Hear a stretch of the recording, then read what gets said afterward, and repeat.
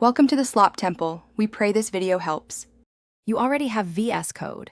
Install or update Thunder Client and open the extension panel.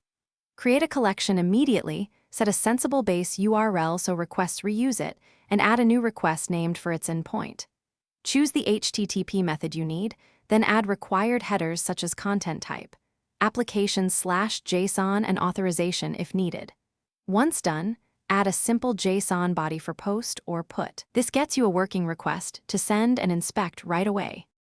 Now focus on the middle details that make testing reliable. Choose the correct body type, JSON for APIs, form data for file uploads, and paste or build the payload. Create environments to store variables like base URL and token, then reference them with token so requests stay portable.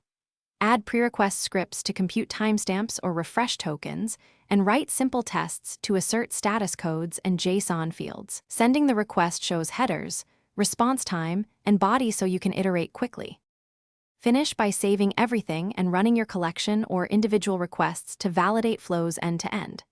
Use the runner to execute multiple requests, view test results, and export the collection for teammates or CI. When reviewing responses, examine status codes, response times, and JSON bodies to trace failures.